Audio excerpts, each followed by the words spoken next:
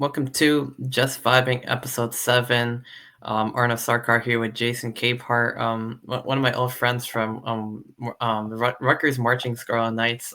Quite a while ago since we both did that. I think for me it's been 2 years. I think you graduated the year before, and I did a year after you with Delana and Anthony and Pat and when they were section leaders. But yeah, I mean it's great to have you on. It's kind of doubles as a Just Vibing plus like Super Bowl preview week 2. Last week me and my friend Elliot from the Riot Squad, like we talked about kind of like recap the AFC and NFC championship games, and then we kind of gave an early preview of the Super Bowl. But week 2 now, the game's only 5 days away, so I'm looking forward to it. Should be a good one. We got the Chiefs, we got the Eagles.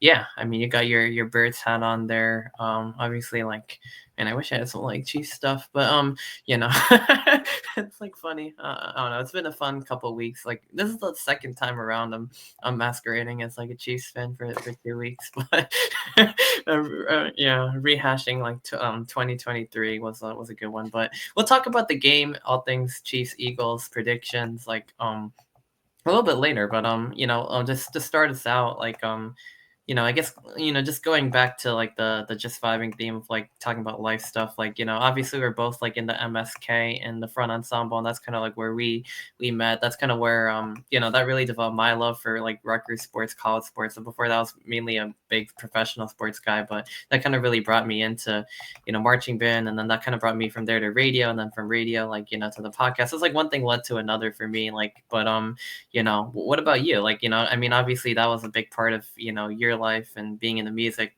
um, school as well, obviously. But what did what did being in like the MSK like mean to you, and in terms of the friendships and just the football team, like everything, like the whole experience for you? What was that like for you, I guess?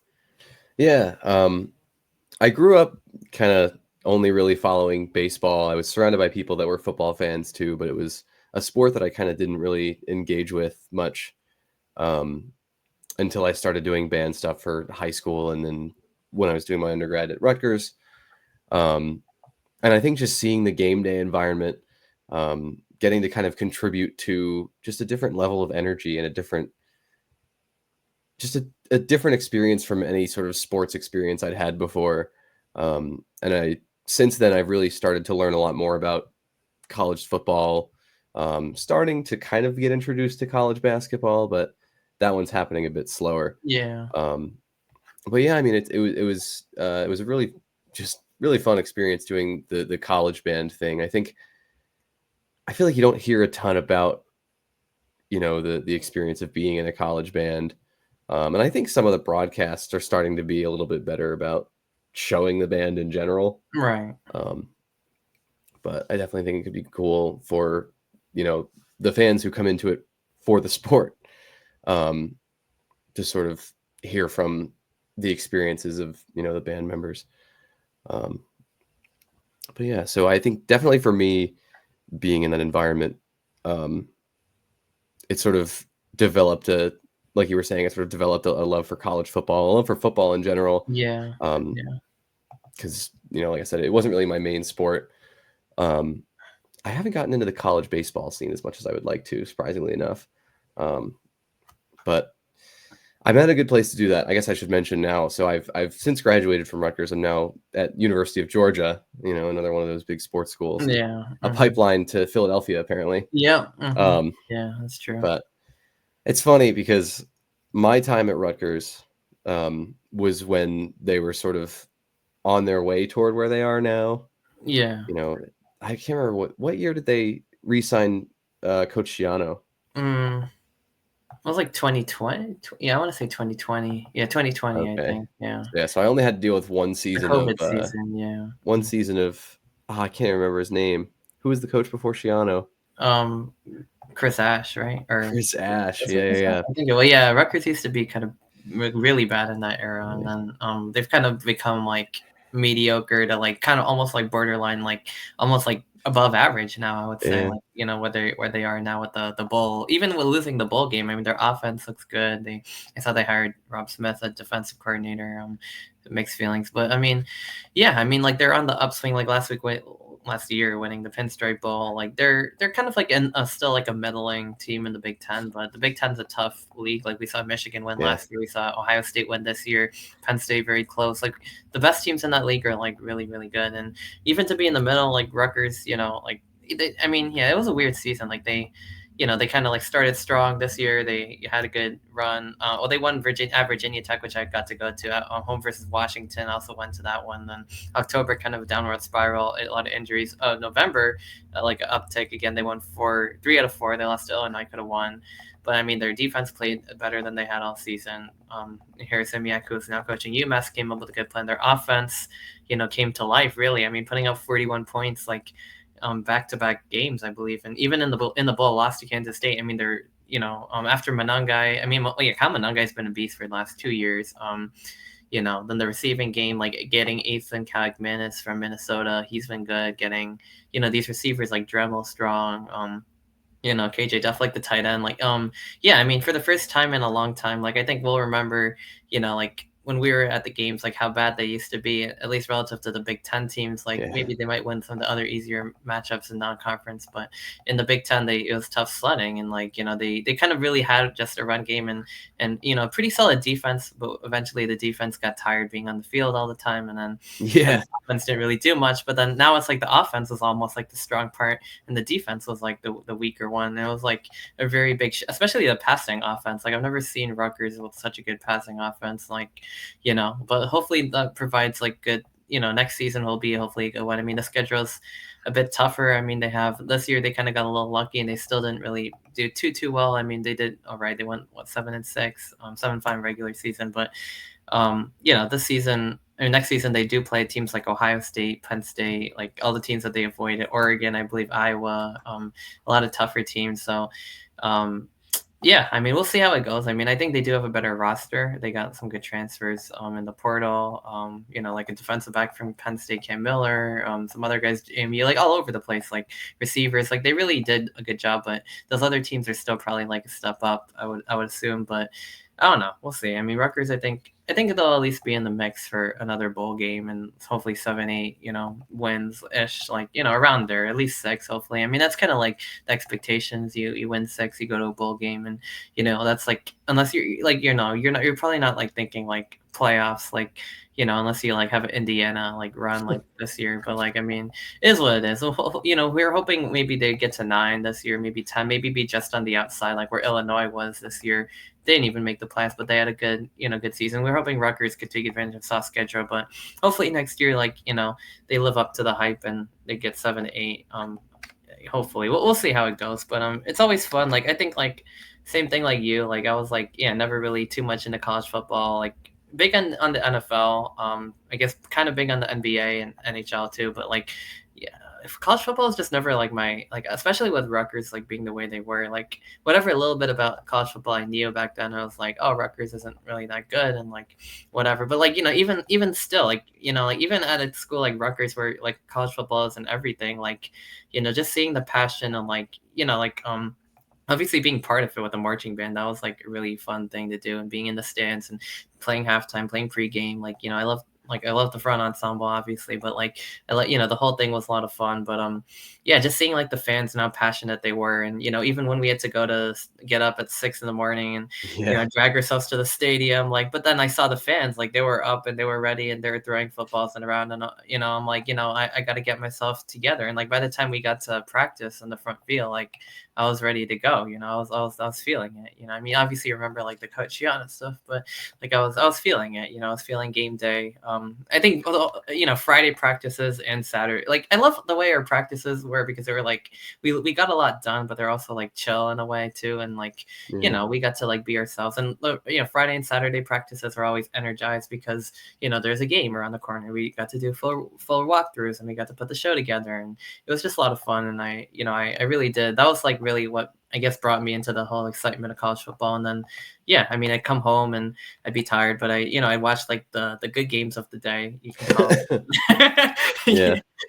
Like Well, Yeah. Oh, yeah. Maybe Rutgers wasn't quite there yet, but like the Saturday night college football SEC games, or even like the Big Ten, like like marquee games, like whatever you want to call them. Like I'd come home and watch them. So that's like what really got me into college football. But yeah, and also just being in the in the front ensemble. Obviously, that was like a fun section. We all got along. I feel like we're a little different than a lot of the band because we didn't march, but we made the most of it. And in some ways, like we had to also like we were always together. We had to push instruments here and there, and like we had to load that. We were like by ourselves most of the time, so we're like kind of like part of the band, but we're also like a separate unit. So that also I think made us closer in a way. But yeah, I mean, I think like I said, we had a good time, and then my second year, I think, was the year that we had night games. I think the first year I was in it, we didn't, and then that was a lot of fun. And then obviously, like I left to do radio and other stuff, but they went to New York. They did a Macy's Day Parade this year. They went to the they went to the bowl game. They went to Arizona for the bowl game this year. So I mean, I'm still in the chat and everything. Like I see what's going on. Mhm. So it's obviously I've been back to visit. I mean, it's been a lot of fun just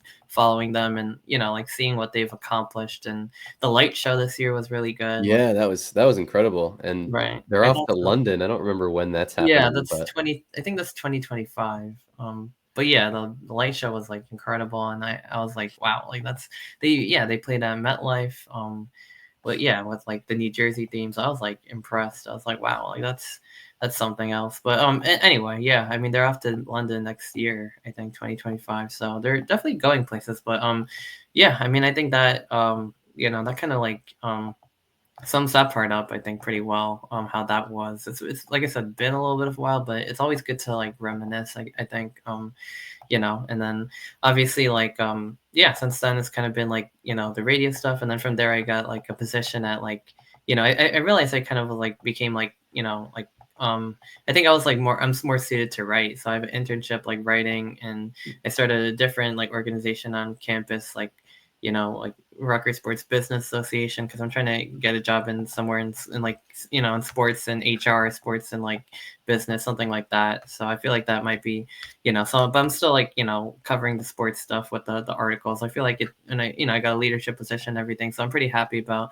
the the trajectory. Even though like even though it's not really with the radio like anymore, like it's I feel like I did find like something good that came from it in a way. And yeah, I mean that's kind of like what things have been like for me.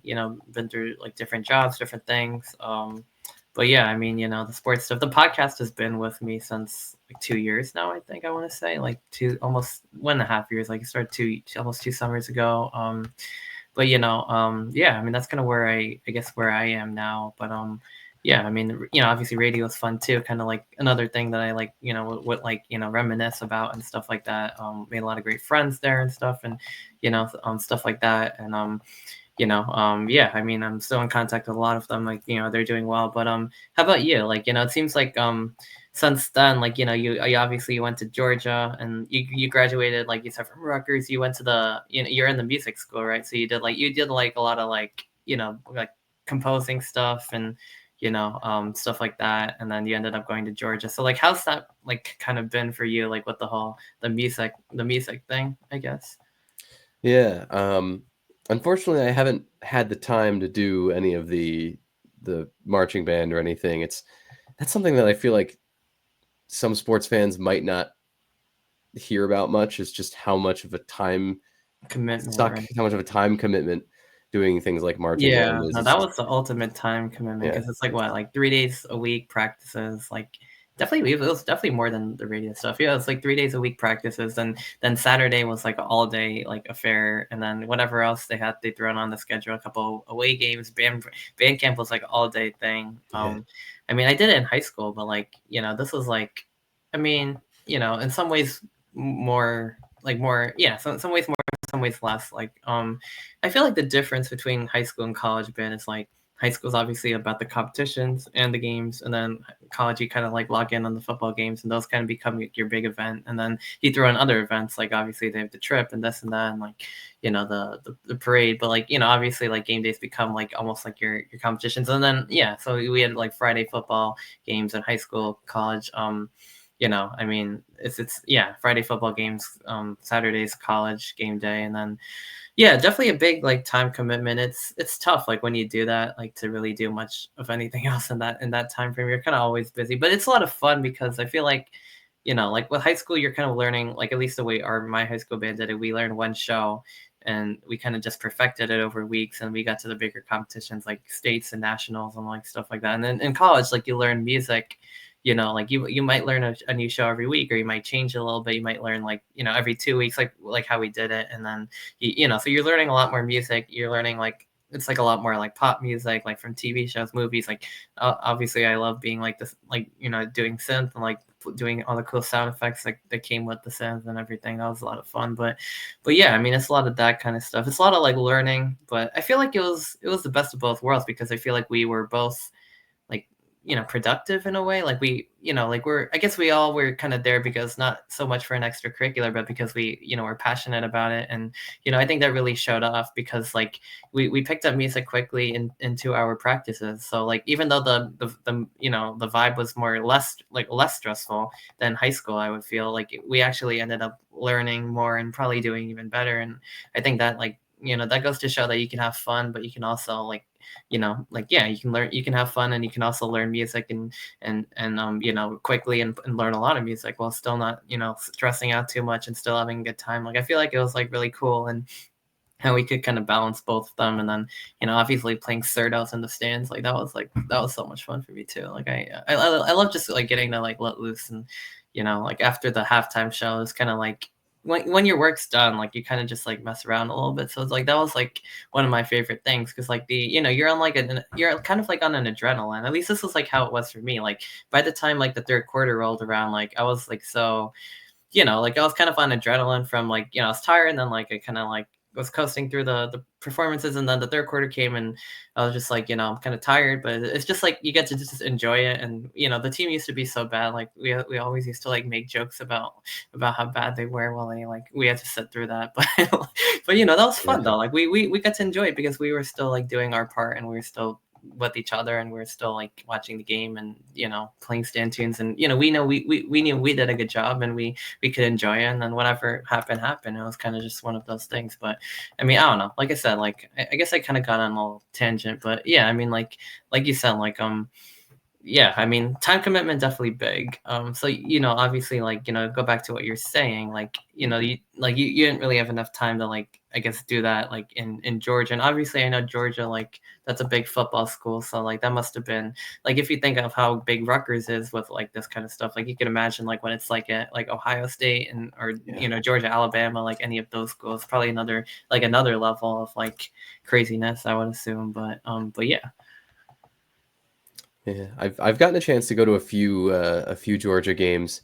It's interesting. The minute I leave Rutgers, they start getting to bowl games. The minute I arrive at Georgia, they start They stopped sort winning of that. falling off. Yeah, they won Yeah, back-to-back natties, that's and then they funny. get there and they're like, we're done.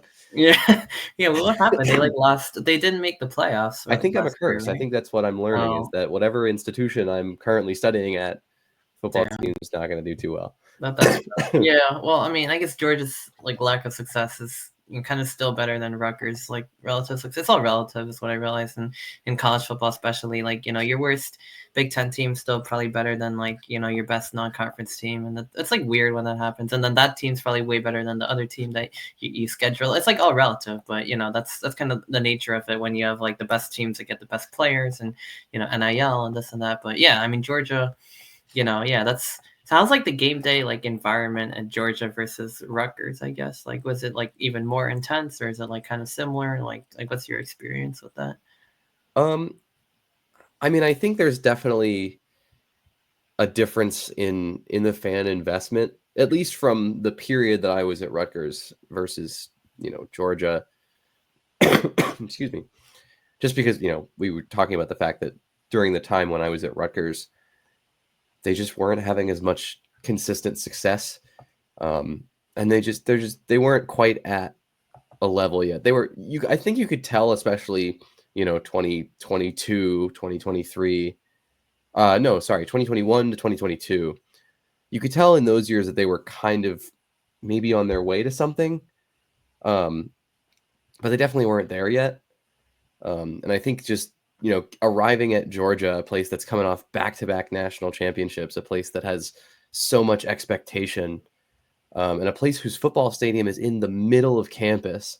It's so different from, Yeah, Rutgers, where it's kind of not necessarily off in a corner, but Rutgers is just so much more spread out. it is. It's like 5 Whereas, different campuses, and each yeah, one's like its own thing, and then, like yeah, like Bush especially, like, it's, like, on the end of Bush, and, like yeah, it's kinda, like, in its own little it's not really in its own little corner, it's, like, very accessible, obviously, you can get the bus from there, you could drive to it, like, whatever works, you know?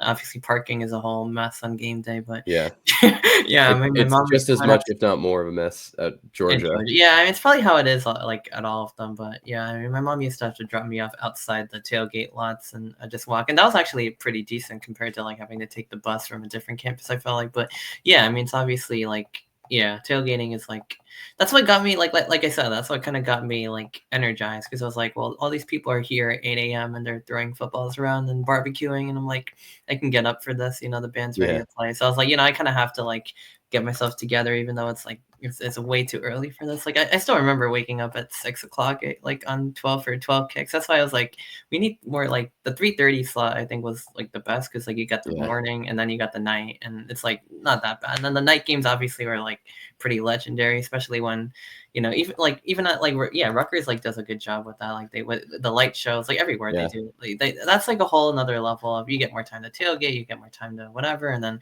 the games tend to be more exciting for whatever reason. Even if we end up like Michigan, like against Rutgers, like that year, that was like insane. And yeah, I mean, some of the night games were just like spectacular. Even the ones we lost, like it was yeah. always fun. And the blackout theme at Rutgers, like that's obviously my favorite one. Like the blackout game. But yeah, I mean, obviously at Georgia, like something similar, I would assume. Like you guys probably play those like SEC night games and were they, like, at Alabama this year? I forgot. That was a crazy one, by the way, like, the one against, Um, like, Alabama where they lost. No, I I'm think that trying to was, right? remember. I think it was. It, I'm pretty sure it was. Yeah, I think it was at Um, Georgia at Alabama. Yeah, I believe so. 'Cause then Alabama came back to it was a really weird game, like, I was watching that I think we were talking about that on the chat or something. It was, like, something like that. It was, like, all Alabama, and then Georgia came all the way back, and then Alabama won at the end, and both of those teams didn't really get to where they needed to go, like, this year. Like, it was like a down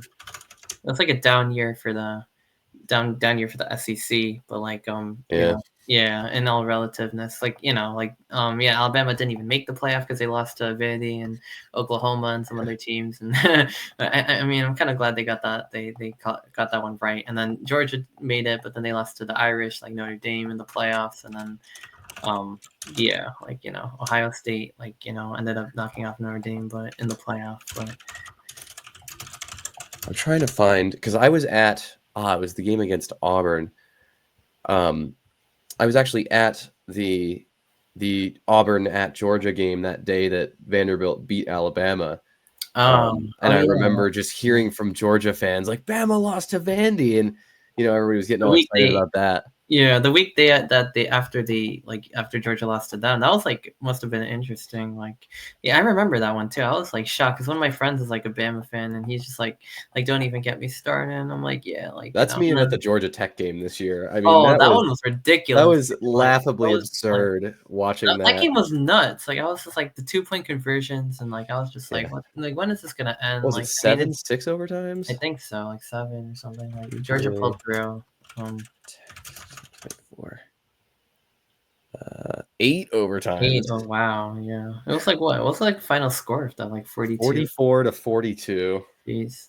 Man, What a that's wild insane. I game. feel like a lot of people were like hoping Georgia Tech would win. I feel like Georgia's got like the Alabama label now for some reason. Like Yeah, they've they become like the new dynasty, and like Alabama's become like how like people like root for the second best team to like beat the best teams. Like Alabama's become like that kind of team now in a weird way, and like where they're kind of like, well, now they kind of even fell off from that status because they like didn't even have that, they didn't even make the playoff this year. So I don't even know, but like it's like Alabama's become the underdog team, although they still have had to had a good record against Georgia, like last year beating them in the SEC championship, this year in the regular season. But like I think Georgia's probably had more success, like at least this year. Last year, I guess Bama had more success, but either way, like like I said, I think the Big Ten, like the North, like got it back, I guess, like with Michigan and then Ohio State and even Notre Dame. Like it feels like this year the 3 of the 4 teams are from the North, and the only one from the South was Texas, and like it was like bizarre, like the We North is beat like them. claiming there's supremacy at college football all of a sudden, like. And but yeah, I don't know why that is, but I don't know. I mean, obviously we know Ohio State's really talented, like just like SEC teams, and Michigan had a little bit of a different mold, but they also like probably in some ways more talented. I don't know, but I guess it just depends on where the talent like is. But yeah, I mean, like SEC, like I guess people say that they didn't have a great year in football, but in basketball they've been like absolutely insane. Like this year, like Alabama, Auburn. I think a lot of the top teams in the country are in the SEC. Like I think both of those two are top of the country. Most of the league is like a lot of the league is in the top 25. I don't know. I don't really follow college basketball like too intensely, other than like Rutgers, but like that's what I've been seeing in the rankings. Like yeah, Alabama, Auburn. Even like I think like some other teams are like like Kentucky obviously, but they lost to Arkansas. Then we got Vanderbilt. Like you know gonna like look at the AP top 25, I guess, but yeah, real quick. Tennessee's in there. Florida's in there. Yeah, see, like a lot of these like teams are, yeah, from the Big Ten. Big Ten, SEC are in there. Big Ten is teams like Michigan State. Maryland, Illinois, Michigan. Purdue. Yeah, Purdue is obviously very good. They're I still always, roll my eyes at Purdue because I was at the Big Ten men's tournament the year Rutgers had to play Purdue. I think that was, I guess, 2023 I think so. when Yeah. it was in Chicago. I don't know if it's there every year, but Right. um, that was a fun experience too. And to get back onto the point about band and stuff, um, that's a super fun experience. I think basketball band because Yeah, it's a lot smaller. the pep band, Um, right? Yeah. yeah, yeah, yeah. And being that big arena, and man, I cannot imagine being on the staff for like logistics at that arena with how many No. games they play in one day in that place. That is Yeah, they have to like insane. transfer it from women's to men's or like something like that. Then they have like wrestling, sometimes gymnastics. Like they have a whole lot of sports. And yeah, no, I mean, I was never really in the pep band, but I've been in like the student section, and Mm. just like the energy of that place, like where Rutgers basketball is just insane. And the crowds and really engaged, and it's like a fun place to be, even with Rutgers kind of having somewhat of a down season. Like jury's still out, but I mean with Dylan Harper and Ace Bailey, but Dylan Harper's been a little injured, but that place is rocking. I was kind of hoping to go to the one tomorrow, but I'm gonna have like, I think we have a meeting for our club or whatever. But yeah, I mean it's like really a lot of fun. For Rutgers basketball, like hopefully they still make the tournament, but I feel like they're gonna really have to step it up. Like they haven't been that great lately, and I don't know. They lost to Michigan, but that was the last game out. But it's what it is, I guess. They've kind of been up and downish, but it's hard when you only have like a couple good guys, and their surrounding guys, like they're not bad, but they're like just they haven't really been like, their transfers like haven't really lived up to the hype. Like Martini, like Dirkak, I think has been pretty good. A lot of then the center situation only having like Agbole, and then he even got injured, and now it's like next man up, and we don't really have a lot of depth at center, and I think that's really unfortunate because that's why they're getting like outmatched, I feel like. And a lot of the transfers haven't lived up to the hype, but some of them have. So yeah, I mean, Illinois, Michigan was ranked, Illinois is ranked. They're coming in at Maryland, versus Iowa. One of my friends, like the other guy that I did the podcast with, was a big like Rutgers basketball guy. So like we could talk about that more with him, like how things are going. But I enjoy watching it every game, because it's just a lot of fun. I've been to some of them too, and it just feels like the wagon just was falling apart. They lost to like Purdue, and they lost really badly, and then they kind of came back, and then they lost, and then they kind of kept it going. So they're kind of all over the place. Like they win a couple, and then they lose a couple, and then it's just like obviously that's not what you wanted because you have Ace Bailey, Dylan Harper, and they probably won't even make March Madness at this rate. They're barely over 500, and that's with a lot of bye games where they should easily win. But regardless, I mean it's a fun team, so we'll see what they do, and hopefully they at least make the Big Ten tournament, and we go from there. And if they go on a big run, like anything's possible, and they could certainly do that. But yeah, I mean, I think that kind of sums it up. But in terms of that, how's your stuff with like composing and stuff like that going on like at Georgia? Like how's like everything like been for you with like like obviously you did like Mason Gross at Rutgers, and then how's that been like different, or like are you kind of doing the same stuff at Georgia, or like kind of like what's been going on with all of that for you? Yeah. Pursuing a master's degree is different in a lot of interesting ways to pursuing a Sure. bachelor's degrry in Yeah. music in particular. I mean, I'm sure you could say that for any field, but I don't know. I mean, something that's been new, here. I mean, aside from all the composition stuff, and I mentioned not really being able to do marching band. And as an undergrad, that was like a really big part of, what I was doing. And Right. um, And even like I just, concert band and stuff too. yeah, I was just so much more involved in performing in these ensembles, and I love writing for marching band. I love writing for concert band, and I still do from time to time. But I don't know. I've sort of shifted my focus, maybe not necessarily away from band, but just toward a bunch of other stuff, and kind of keeping band in its special little box Mm, that I can always come back to. yeah. It's like my comfort food, right? Where I'm trying out all these exotic dishes, and then I'm gonna write another thing for band just because it's comfy. Um, Yeah, like you've done it before and stuff like yeah, that. Yeah. it's just so much fun to work with. I mean, there's nothing like band. Oh But yeah, anyway, no doubt. Yeah. Yeah. I mean, I did it so many years in like middle school, high school, like then yeah, marching band in college and everything. It's just a great experience. And yeah, it's like a really good commute, like, group activity in a way where like you meet a lot of people, and you all have the same goal, and music's just like really fun and like soothing in a way. And yeah, like I play a lot of piano, like it's just, I don't know, something about that. And like, yeah, I mean, even listening to music, like with with Kendrick Lamar and everything, like he like yeah. won I'm Grammys. stoked for this The halftime show is gonna be halftime insane. I show. cannot wait for that. Like that should be, if he sings like Not Like Us, like that place is gonna like I explode. mean, Like, he's going to. he definitely will. I And would then be shocked if no, he he has doesn't. to, and he's also gonna sing like probably a bunch of other songs from that album. And Luther with SZA, she's gonna be there. And like, I don't know. I mean, someone who likes pop and rap, like I really do like Kendrick Lamar. Like he's one of the best, if not like one of the best today, probably at least. And I mean, I like some other guys like Eminem. I like different guys, but Kendrick is just like. Yeah, I mean that's gonna be like one heck of a show. Like obviously whoever is doing it is good, but as someone I guess who, and I guess really does like rap, like I think I'm gonna vibe to his stuff. Like it's gonna be a lot of fun. Like that performance is gonna be, pretty hype. And yeah, I'm trying to think of some of the other ones that like some of the other songs from the album that he could do. But like the I forgot what it's called, but like the one where he like I don't know, like the one where he did it with other people, and that one was really good too. Like I don't know, he'll definitely do some, might do like Mad City, or like who knows, like like any of those. But yeah, definitely like Not Like Us, Luther, like that one's pretty good. Hopefully he does that. He'll probably do like some older ones like Humble, or like Yeah, DNA, Euphoria. Like well, Euphoria's kind of like a little long and downish. Maybe he won't do that one, but we'll see. I mean, I think this year the halftime, I think it's gonna be really good because his songs are just like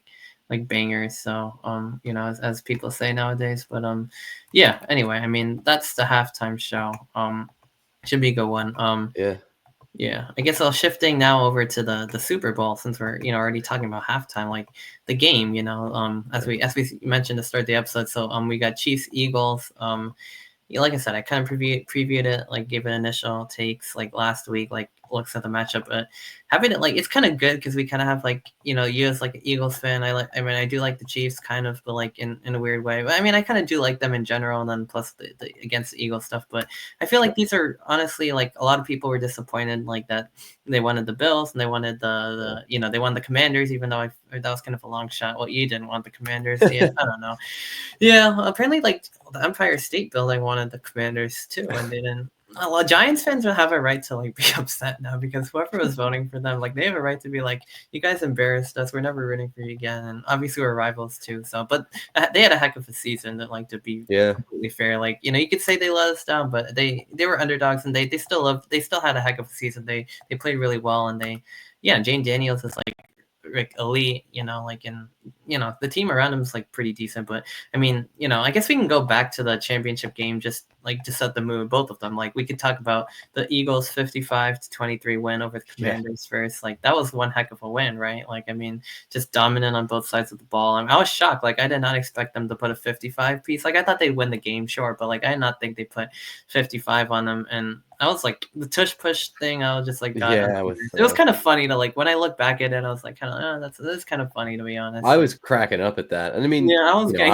obviously, they I'm were on gonna the keep running it anyway. I was just like, but it was funny that Luka kept jumping over the line and stuff like that. Like, that was pretty, like, hilarious. Even though I got a little frustrated, but it was kind of funny. Like, when he kept doing it, and then they're like, if they keep doing it, they're gonna award a score, and then, like, they just stop. But they did it like 3 times, and it's just like, what usually happens with that play is that no one can even ever stop it once, but the Commanders actually were able to stop it, like, I think on the 2 point, and then they stopped it again, 1st and goal, and I was like, wow, they stopped it. Now what are they gonna do? But they run the same play at the line, and then now they start jumping off sides, and it's just, I don't know. It's just like, yeah, I don't know. It's frustrating if you don't like the tush push play, or if you don't like the Eagles, but usually it's just an automatic success play. But even if you do stop it, now I'm realizing they're just going to keep running it. So it's just like, what are you going to do? But, I mean, but other than that, like, like, I think that kind of took the morale out of the Commanders, because after that whole sequence, there was just nothing left. And it was just kind of like their last stand. I feel like after that, it was kind of too far gone, and, their momentum was gone. Everything was gone. Everyone was cracking up probably after that sequence. But, like, basically the Eagles, they kind of ran away. But yeah, I mean, it's 55 points. I mean, and Saquon Barkley's been a revelation, like, to unreal. He is unreal. Unreal, right? Even as a more casual football fan who's still really learning the game, and learning the idiosyncrasies of each position and each player and things. I can tell how absolutely unreal Saquon Barkley is. Yeah. Even as someone who's not, I'm a baseball guy. Yeah. As is evidenced by all the hats back there. Right. Yeah. But yeah, yeah, and I think partially because of his presence, and just in general, something I've noticed about this team this year, at least mostly in this back half of the year, because there were some annoying games at the beginning. Yeah, But I remember those. Yeah. I think generally this year, something that's felt really different from the past couple about, watching the Eagles, is that right now they've been so much fun to watch. As a fan rooting for them, it's so much more fun to watch them, because they're not just kind of letting things happen. It felt like there were times where they were kind of just letting teams walk all over them, and just kind of making silly mistakes in previous years, and it's happened this year as well. But it just feels like things are generally so much more, I don't know, it feels like a lot of the holes are filled, and I don't know, it just feels like everything is played more cleanly, and then now you can kind of enjoy watching the game. It's not a heart attack in the fourth quarter nearly as often. We still get those every now and then, and this Sunday will be one of those games. I'm sure, yeah. It will be one of those games. Either way, it's going to be. I think it will come down to the fourth quarter, regardless. I'm sure, because both of these teams are very good. Like, like, as good as the Eagles have been, like, the Chiefs aren't going to get blown out. And as good as the Chiefs have been, like, the Eagles aren't going to get blown out. I doubt it. Like, you know what I mean? But we'll get to that in, like, a second. But 55-23. I mean, they made a statement. I mean, Saquon Barkley, just from anywhere, you could take carries to the house. Like, you could just spin move, and, like, I mean, we should, like, the Giants fans, like, we should have known, like, that he was like that. But he wasn't even, like, in his first year, it was kind of, like, good like that. But he never really, like, like he was not like this good, but that's because he has a really good offensive line over at Philly. They have good receivers. Like the whole team around him is so much better, and he's like really been able to thrive off of that. Having the good team around him, having good line to block for him, and then yeah, I mean mainly the line, I guess, but even like Jalen Hurts and the receivers, like they've been pretty good. They've kind of taken a little bit of backseat. Like it was kind of funny because Jalen Hurts like would throw for like 130 yards, and people would be like, really, like he has such a good line, such good receivers, and like he's like barely. But like Saquon Barkley took a lot of the pressure off of him, so I'm like, obviously we know he could throw for more than that. Like he's shown it, and he showed it again in the NFC Championship game. I feel like that's where things really came together because I saw like a weakness in the Eagles like the first couple playoff games. I was like, oh, they're just kind of using Saquon and they're kind of barely hanging in there. And then this game, they like the passing game comes to life, and A.G. Brown is back in action after reading Inner Excellence for the last couple weeks on the sideline.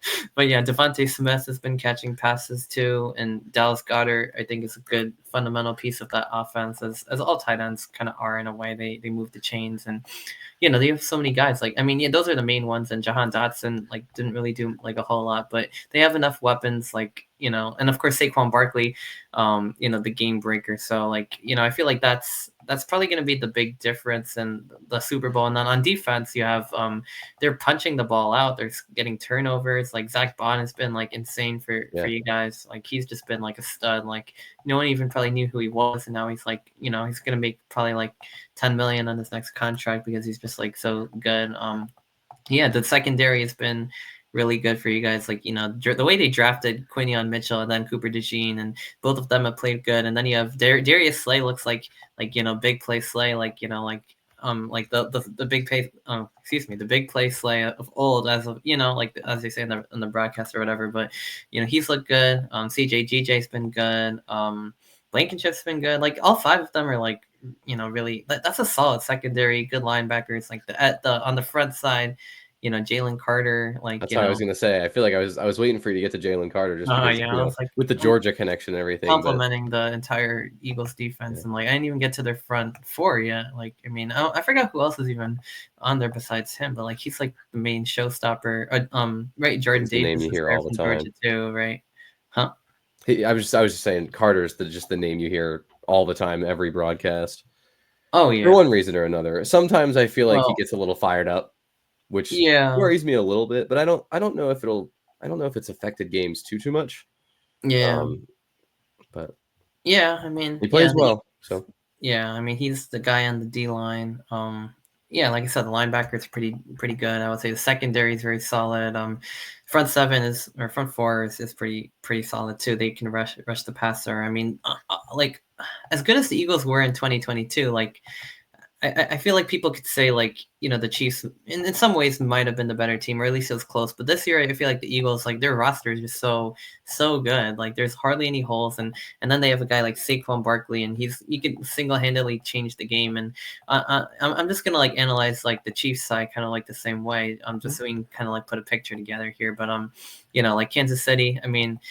Yeah, I mean their game against Buffalo, like kind of like another one of those thrillers that like the Chiefs somehow always win, and they've been like that all season. They haven't really played their best most of the year, but they found ways to win.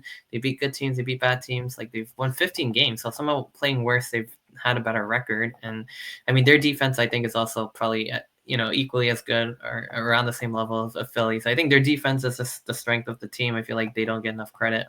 Chris Jones is obviously a beast, but I mean, even they have good linebackers like Chanel and like Nick Bolton, Tranquil. They're gonna have a big role because they're gonna be the ones tasked with tackling Saquon Barkley and making sure he doesn't get out of there. And then secondary wise, you get like Justin Reed and not too many big names in the Chiefs secondary, I would say, compared to the Eagles, but still like a solid group, I would say. And then offensively, like I feel like the defense has really been holding up their end of the bargain for the Chiefs, and offensively, it's kind of just been like whatever goes, and like it kind of like works out somehow. But yeah, I mean, obviously, you get Patrick Mahomes, who's elite, and he kind of like uses the rules to his advantage a little bit, but he also like knows where to go with the ball. He scrambles, like he's basically himself, and he can play. He could turn it up in the postseason, like as we've seen.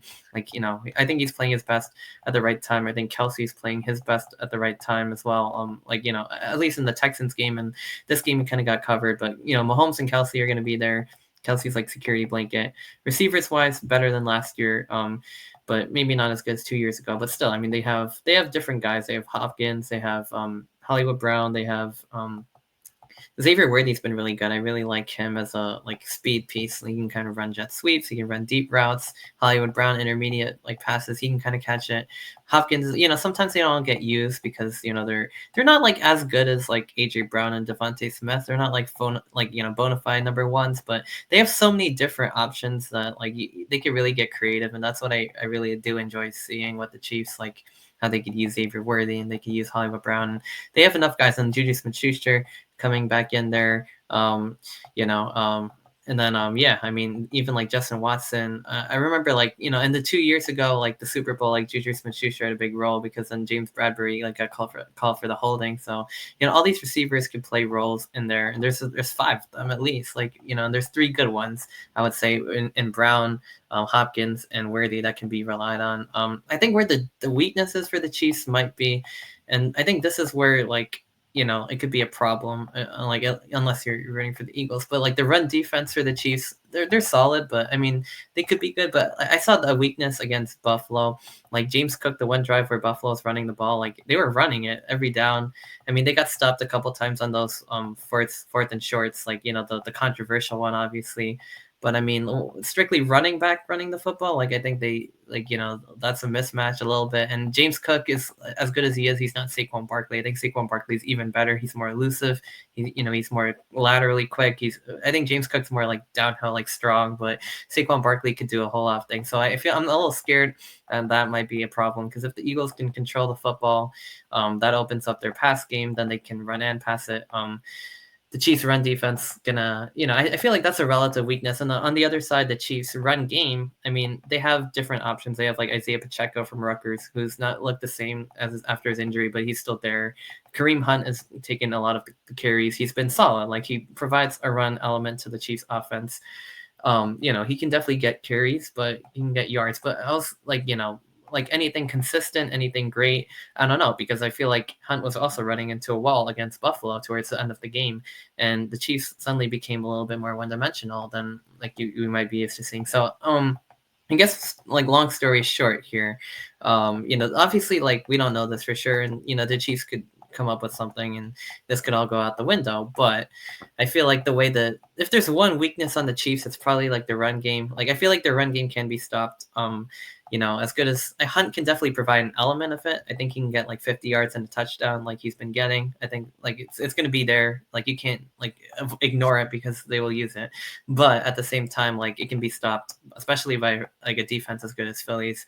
The problem is now, if you rely too heavily on the pass game, I feel like if it becomes a passing game, with the Eagles are going to try to control the clock. Saquon Barkley is going to try to run the ball, either hit home runs or just keep possession, and then they'll open up the pass game. If the Eagles could start scoring at will, which is going to be harder said than done against the Chiefs defense, so I think they'll be able to put up their points. The Chiefs, if they have to rely on their run and pass, their run could get shut down, and now the Eagles, their secondary could kind of, they can hold up better than most against the Chiefs pass game. So I feel like the problem is, I feel like the Eagles are going to have the run game and they're going to utilize it against the Chiefs defense. They're going to, especially with Saquon Barkley, I feel like they can exploit that matchup. On the flip side, I don't know how well the Chiefs run game is going to do against the Eagles. The Chiefs are going to have to rely on their pass game, I feel like, which is solid. And they have so many different guys, which I think that could be good. And they have Mahomes, so they're not going to be out of it. But I feel like, the Eagles run game is a difference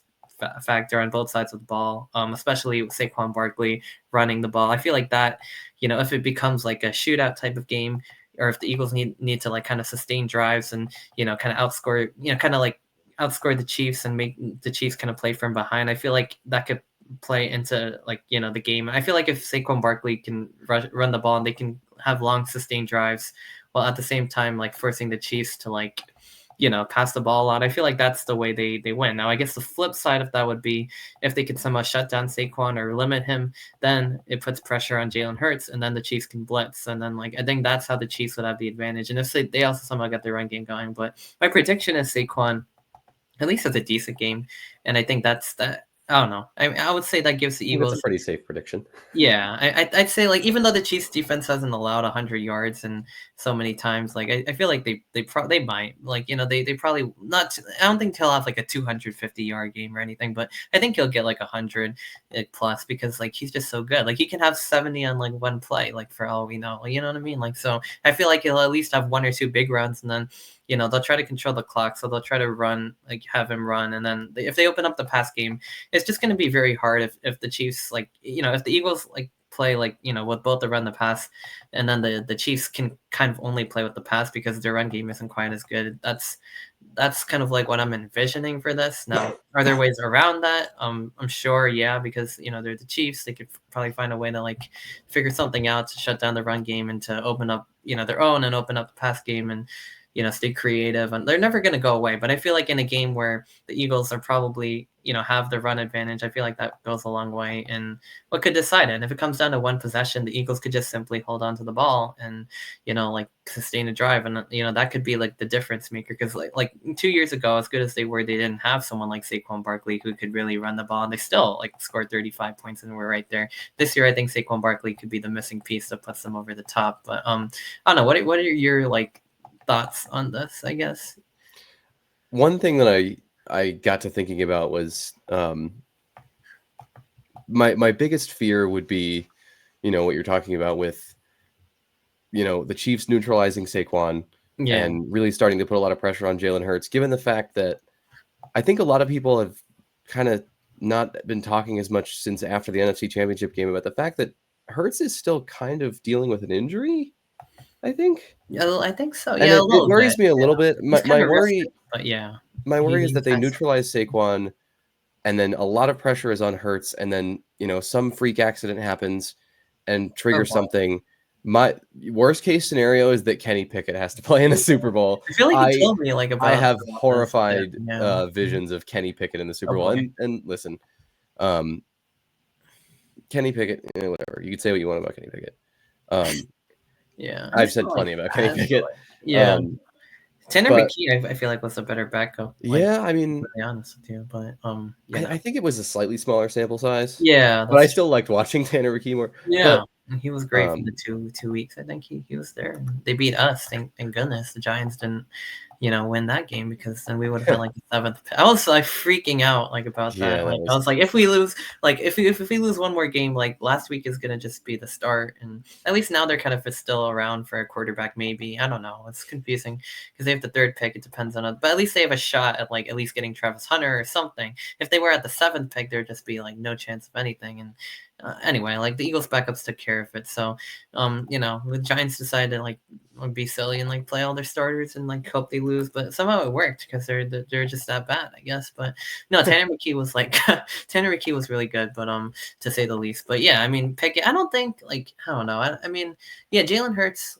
he was injured like what a few weeks ago. I feel like I it think he was was like dealing with it, and there were concerns going into the NFC Championship game, yeah, and and I even think the there was some right, talk of him wearing a brace, and then he right, wasn't to start the game, and then it was on later or something like that, and yeah, it was kind of something being monitored throughout. because he But I came back mean, at he the looked good he in did that look NFC good, Championship yeah, game, so yeah, I don't just to know. get Hopefully, a we just get another good Jalen Hurts game. Yeah, just to get like a timeline on the injury stuff because I feel like they sat him after he got injured in the second Commanders game, the one where they won.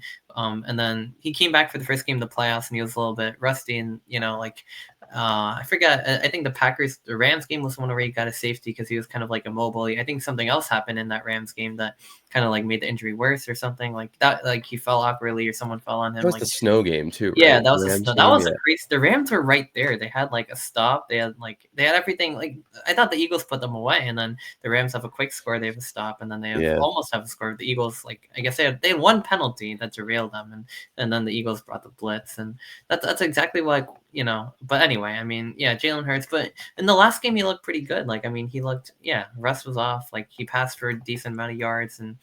Saquon Barkley was still good, but like more limited.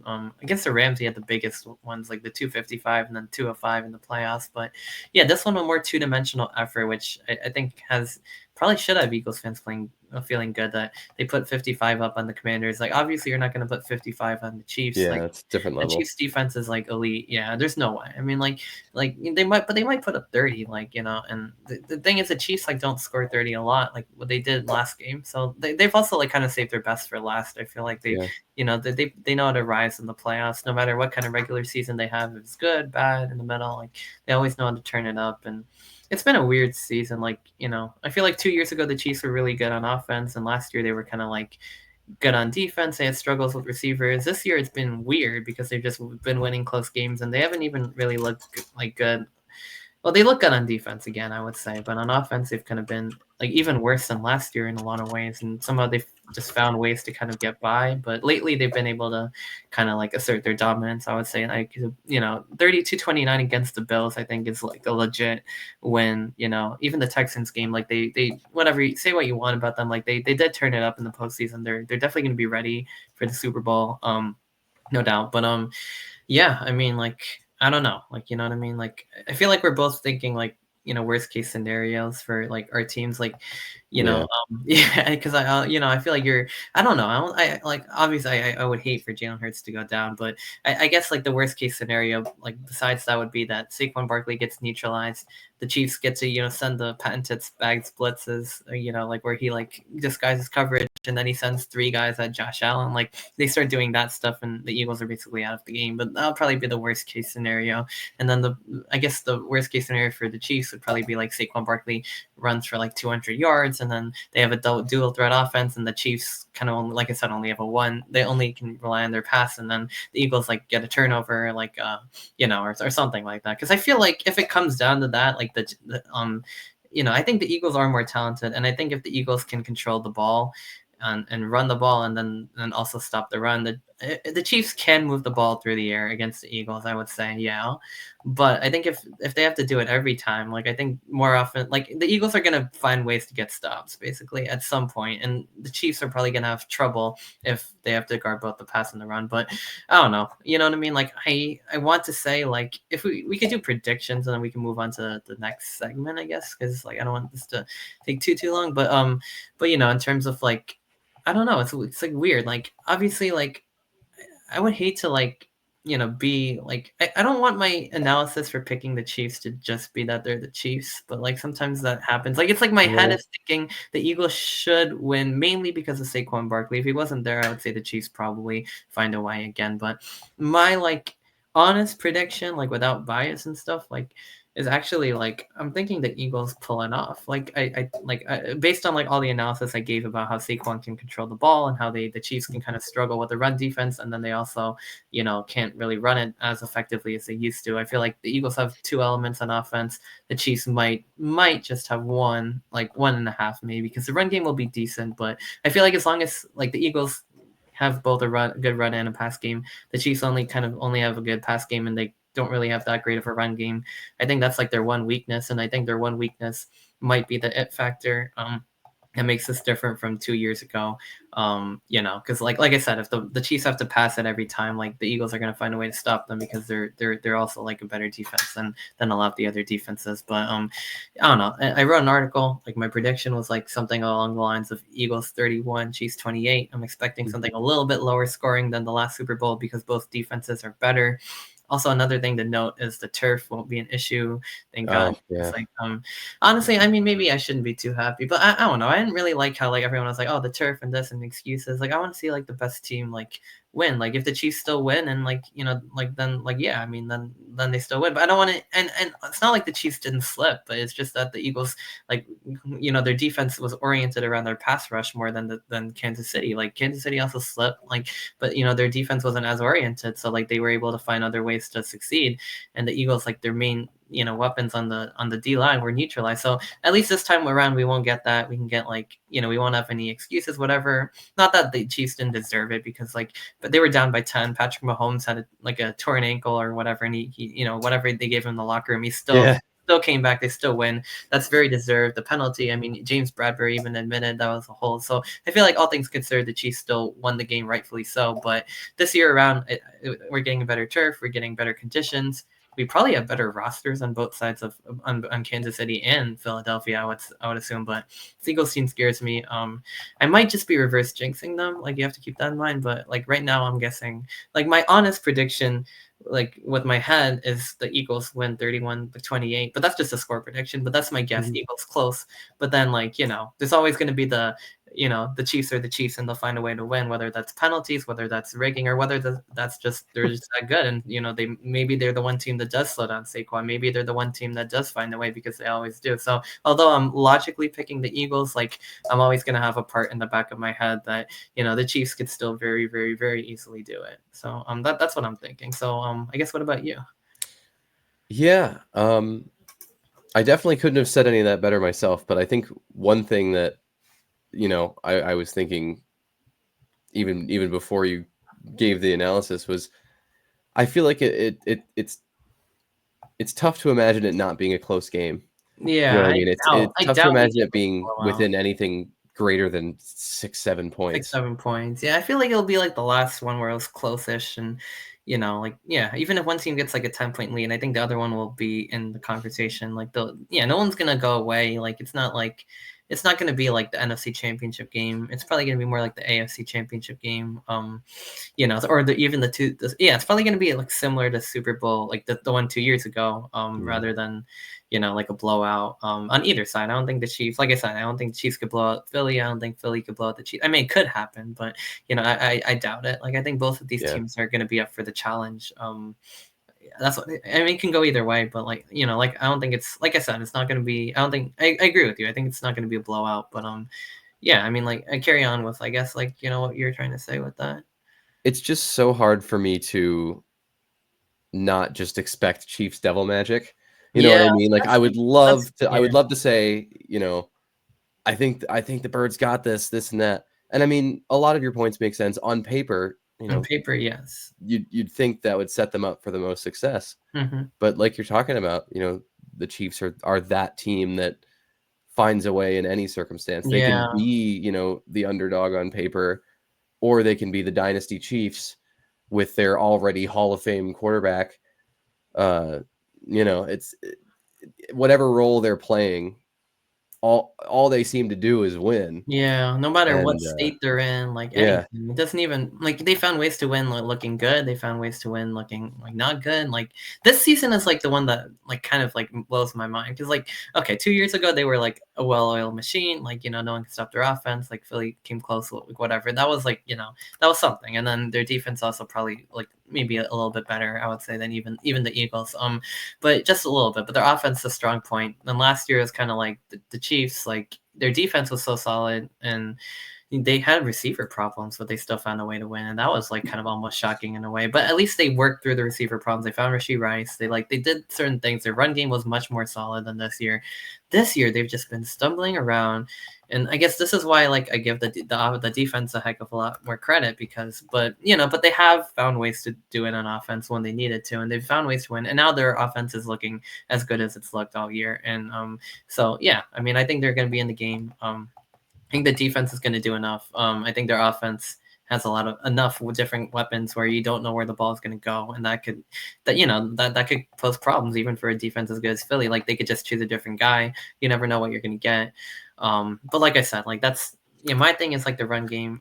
With Saquon Barkley, I think that especially if the Chiefs also can't match it by running Kareem Hunt, like for as you know what I mean. Like if Saquon Barkley can run for like 150 or like even 100 plus, and Kareem Hunt starts running into a wall, like I think that's basically how the Eagles win the game. But I don't know. Do you have like a I don't want to like get too off topic, but like do you have like a score prediction or like more like kind of just like your game prediction in general, kind of like I did or.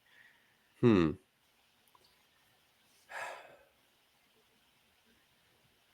I mean, I really do agree with the 3 point differential. Maybe it'll be 31-28. Maybe it's It could be like 34-31. Like, yeah, I yeah, was just throwing out whatever it was. What numbers, was it but last time? 35-32 or something. 38-35.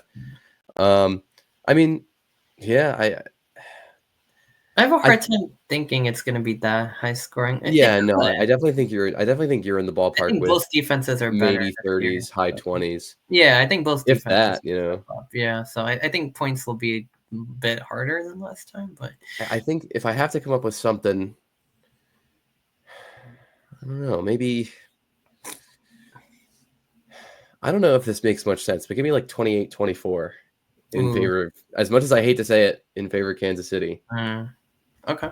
That I works. I feel like I don't 28-24 I is like a good football score, and yeah, I think the Patriots beat the Seahawks by that score. That score sounds familiar. I think that was the one where they should have ran Marshawn Lynch and they ended up mm. throwing a pick. I think that was that one if I remember correctly. But If you have any Eagle fan listeners, which you probably I don't, probably yeah, but I probably you do have might, I don't some. know. I was just thinking like they'll probably be like, "Oh, who's this Giants fan?"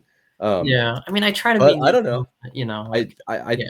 I don't think your analysis has been biased at all, so I Nah, I mean I have two Eagles sides fans, to me. if Like you are I listening, stick with it.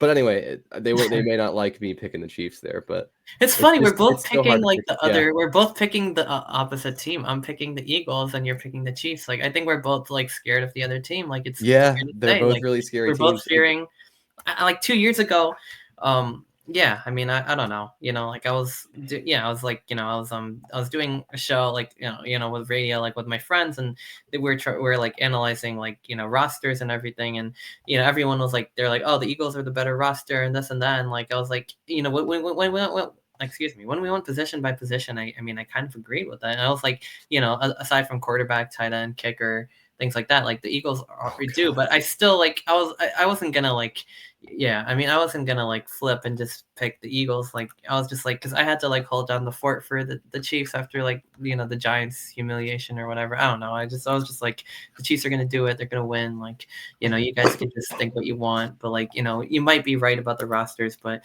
like someone has to pick the Chiefs. But this time around, it's like somehow the Eagles roster is even that much better than it was 2 years ago, and that's again the run game. Like that, I'll keep going back to that as the reason for my analysis, but. I feel like we're both picking the other team because, like, yeah, Mm. like I feel like I'm scared. I've seen what they've done, and I've tried to hate watch them, and that hasn't gone well. I've seen like how good they are, and I've seen Saquon Barkley and how that can, analyzing it from football perspective, like that's what scares me. But then again, like the Chiefs are the Chiefs, and there's always going to be something to say about that. Like even if it doesn't look like they should win, they'll find a way just because they're the Chiefs, and just also because they have a really good defense, and like they're on football, like football logic, it does check out to an extent because they definitely could win. I mean, they have a good defense. They have good enough pieces on offense. I just feel like if push comes to shove, Philly should win. But because the Chiefs are the Chiefs, you can never just assume that for sure. Like you Yeah. have to wait until it happens to really. Like I'm sure Eagles fans can't feel even the ones who are confident. They can't be too confident because Kansas City's Kansas City. Like they could be any team in the league if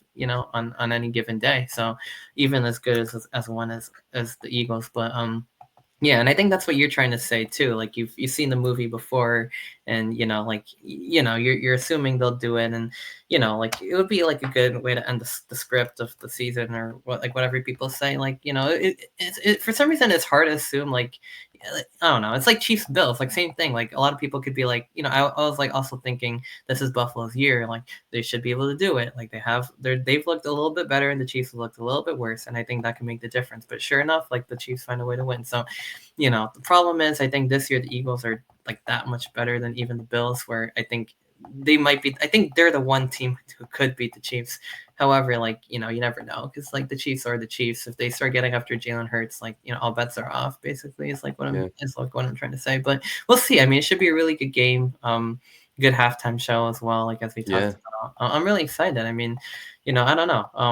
I mean, maybe like we could maybe I could even have you on next week if you want to like come back. We could talk about like the recap or whatever. We'll have to think We'll about it. see how I'm feeling after the game if I want to talk about it. All right, But all right. Yeah, if not, like um yeah, we'll see. Yeah, yeah. Maybe if the Eagles win, it might be easier for that to I mean, happen. even if they don't, like as long as they don't have like a terrible game, you know what I Yeah, mean? it's like yeah, that's the thing. Like yeah, like because when the Giants played the Eagles 2 years ago, like they're coming off a high. They beat the Vikings, and everyone's like, yeah, like they're gonna at least they're not going to, probably not like they're going to win, but a lot of Giants fans were like, yeah, we can keep it close. We're not going to get ourselves blown out. Like, it's going to be a good end to the season. They've overachieved. They're going to, they're going to bring their 8 game, and then they get demolished 38-7. I'm like upset for the rest of the playoffs. And I was like, Yeah. That's like what started why, like, one of the main reasons I started like rooting more heavily against like the Eagles and started picking other teams. But that one upset me. But but yeah, I mean, like, yeah, we'll see how it goes. Like, yeah, as long as it's like a good game, like I feel like even if the Chiefs lose, like, yeah, same thing with me. As long as the Chiefs don't get blown out, like, I'll be okay with it, because I know the Eagles are a really good team, and like, I would be okay with that outcome as much as I wouldn't like it. Like, but yeah, I mean, I think I'd be all right with that. From a football standpoint, I'd be like, yeah, I mean, they played a good game, but the Eagles are the Eagles. Like, since I've overanalyzed it, like, I might be more okay with it than like the casual fan would be like, oh, they're the Chiefs, and like, how'd they lose? And like, I'd be like, well, but yeah, either way, I think we'll talk about it, and we'll, either I'll have you or I'll have someone else, or I'll do it myself. But we'll figure it out. But Yeah. like I said, well, should be a good game. I doubt it's going to be a blowout on either side.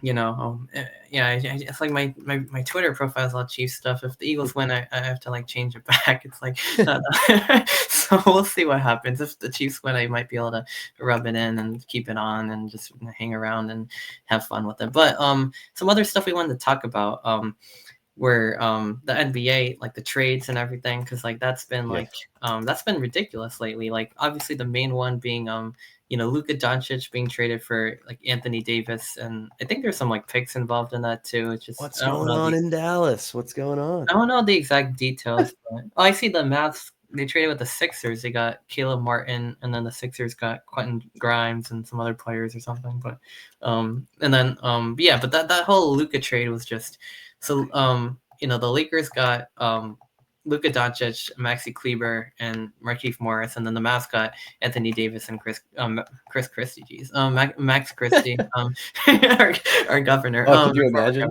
Yeah, that'll be something. Maybe I don't know. And then the Jazz were part of it. They got Jalen but I mean the main I thought part it was is like, a three-way trade. yeah, I thought it was a horrible trade. I mean, it wasn't just bad. Wow. Like, wait, did he say good or bad? Like, I said I forgot it was a three-way trade. I feel like it's so easy to forget. Like, yeah, because this is going to go down in history as the Doncic trade. You know what I mean? Like, I don't know a lot about NBA, but it feels like one of those trades that's going to be the thing that gets talked about. Yeah, I don't more think than the fact that it was three-way, more than the fact that did you say that the Lakers got 3 players, including Doncic, and then the Mavs only got 2 back? Yeah, they got 2 and a first-round pick. So I guess that's supposed to be like a good player, like down the road. But we don't even know like what pick that's going to be. I don't know. It's like weird when you're doing it so many years in advance too. Like, you're like, you don't even know who this kid's going to be. They're like in like high school right now, like, or something. Like, like, I don't know. But besides that, like, they just got like, you're basically trading Luka for Anthony Davis straight up. If you take away the other guys, they probably all cancel out, and they're not really going to have such a big impact. But Luka Doncic himself is. He was the face of the Mavs franchise. Like, he was, everyone in Dallas probably had a jersey of him. Like, he was like basically like, like Dirk Nowitzki. Like, after that, like, it was his era. Like, they went to the finals last year with Kyrie Irving, and the rest of their squad. They have some good centers, but I mean, it's just, I don't know why they like. It just doesn't make sense. I don't know. I don't like. I mean, I get what they're saying. Like, they want defense. They want.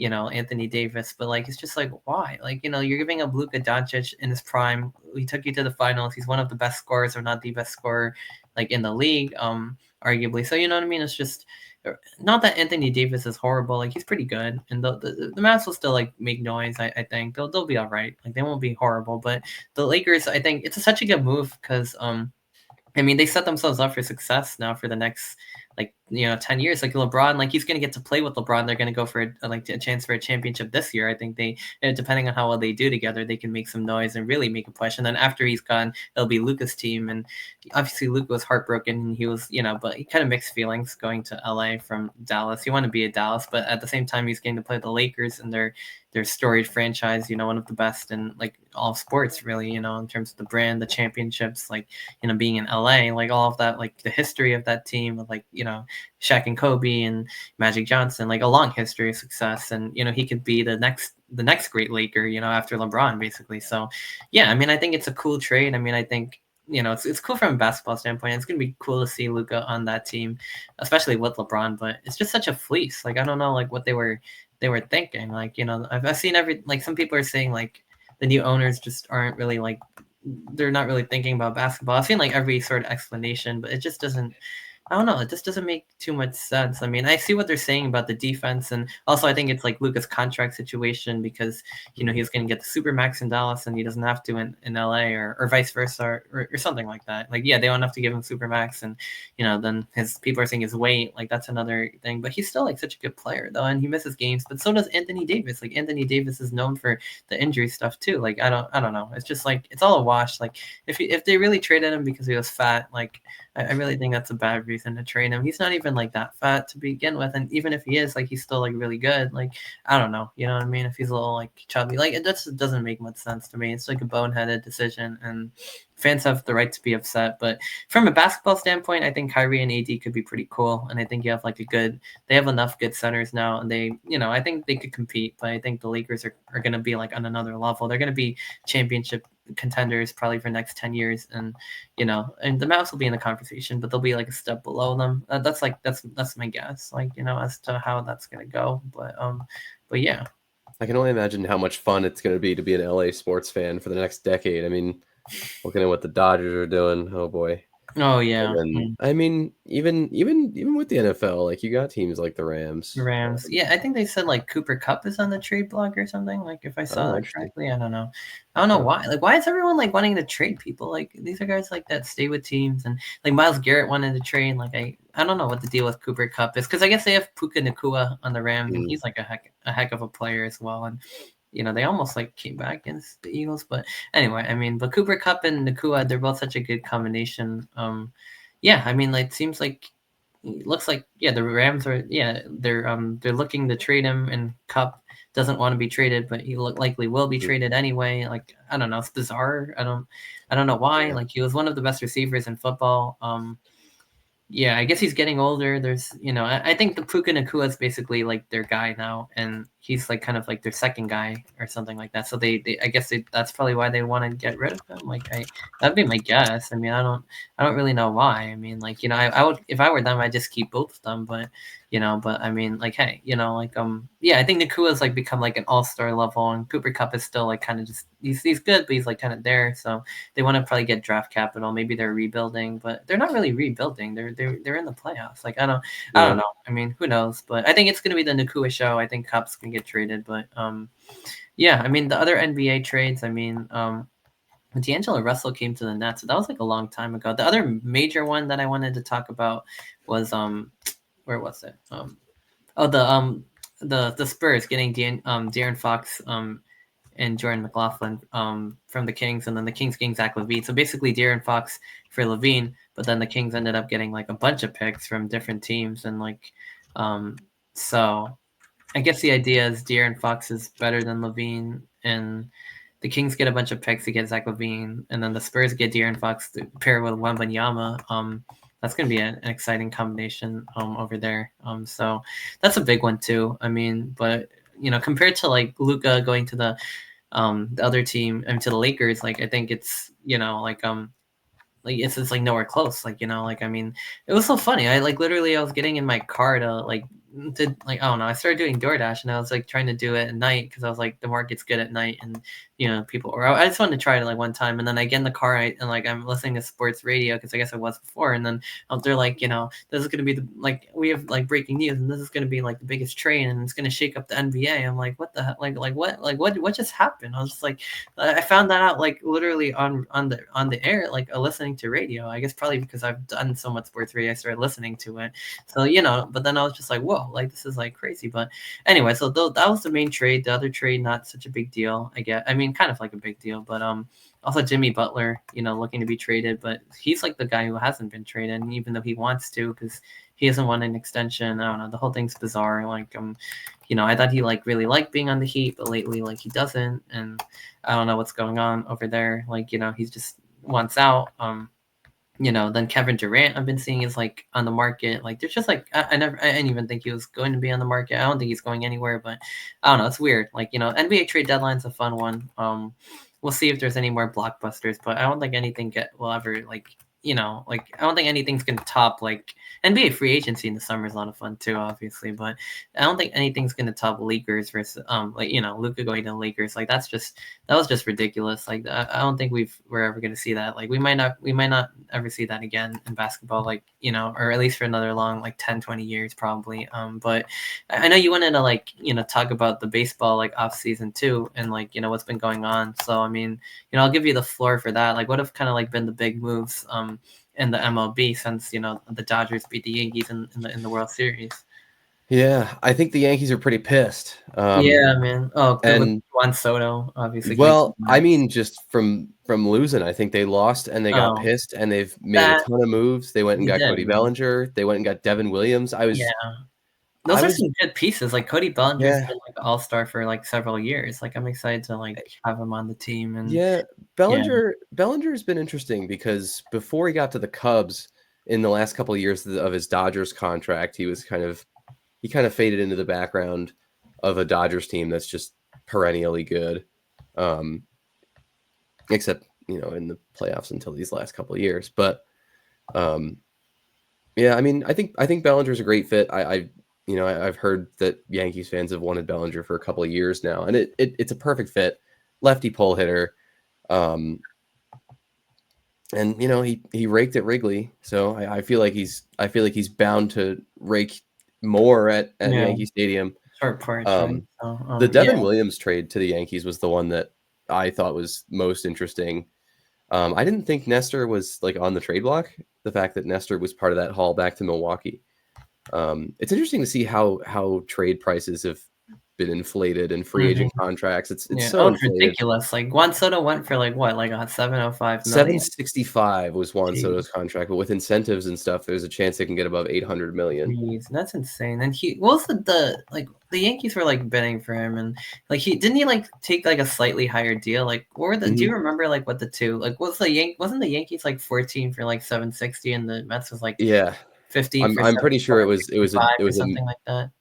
ultimately I'm pretty sure it was like a pretty minuscule difference like Yeah, that. I think he just Um, burned us and like and went over it's to the other side. But Yankees fans were pretty pissed with that, obviously, rightfully so. I mean, Juan Soto had a heck of a year for us, and I hoped he would like come back and like I yeah, mean I'm a Yankees. I'm not like a big baseball fan, but like I mean I guess I'm a Yankees fan. I mean I do like them. I've started getting more into it, like being in radio, being in different things that where I've had to follow it, and just talking about it with you guys too. And like, but yeah, I mean they had a good year. They went to the World Series.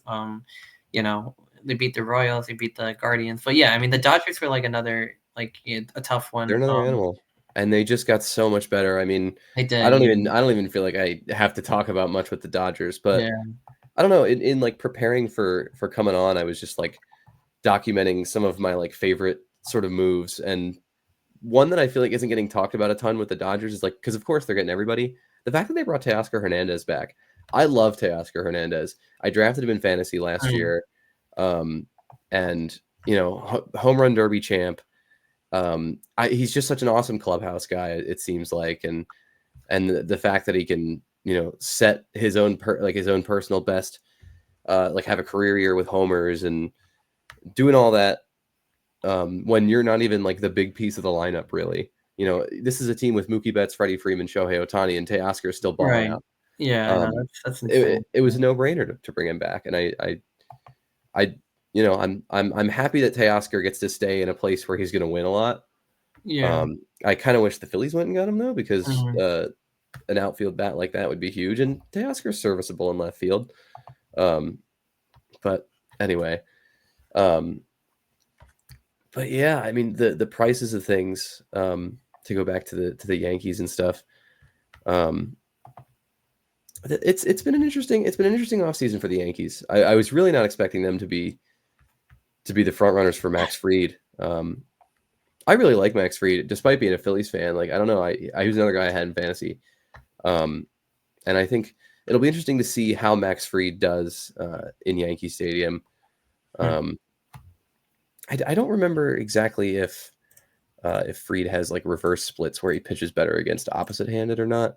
Um, but I mean, I'm sure you're going to see plenty of righty hitters um, stacked up against Max Fried. But luckily, that pull side for righties at Yankee Stadium is is much more manageable for pitchers than that short porch and right. True. But yeah, Max Fried. I was kind of surprised by the heft of that contract for Fried. Not because I think Max Fried's a great pitcher. It's just like some of the contracts that are going around. I think he has like one of the top 5 contracts of the offseason, which, good for him, good for Max Fried. Go get your money. But yeah, I don't know. A couple other of my favorite signings. I hate to say it, as a Phillies fan, there's no team I hate more than New York Mets. But them getting Sean Manaea back, I love that move for the Mets. That's Sean Manaea, solid player, yeah. Career resurgence. And he carved us up in the NLDS. He's just Chris Sale 2.0, which is crazy it's crazy that can be all it takes, right? Somebody who's already got plenty of talent as a pitcher, you just adjust that and you model it after, somebody like Cy Young Award winner Chris Sale, multi-time. I think this was the second Cy Young Award he's won in his career. But to see these New York teams doing what they're doing, there were a lot of questions about the Mets rotation going into this offseason. With Severino, Severino going to the A's, that was strange. But I think the Mets have answered a good number of those questions. I mean, Clay Holmes will be interesting to see as a starter. I don't know. I think Clay used to be a starter, right? And then I think the Yankees pushed him into the bullpen. Not pushed him, but they liked what they saw out of him in the bullpen. And I remember him being good there. And then this year was a little bit of a weird year for Clay in the bullpen. But that Mets rotation is going to be interesting to keep an eye on. And because it's still, I think it's a good rotation, but I don't think it compares to like some of the top rotations in baseball. And, not to toot my own horn on my team or anything, but I think the Phillies got one of the better ones going into this year. I don't know if it's necessarily like the best rotation in baseball. I think a lot of people are saying that, and I think it's definitely up there. When you can say that Jesus Luzardo is your 5, I think that's pretty telling for how good your rotation is. But it'll be interesting to see how the NL East shakes out with so much upside, but also question marks in that Mets rotation, the Phillies rotation. The Braves are going to be back at full health. I honestly think that the NL East is going to look a lot like it did in 2022, with the Mets and Braves kind of duking it out, each with like high 90s to 100 wins, and the Phillies are going to sneak in with a third place wild card spot.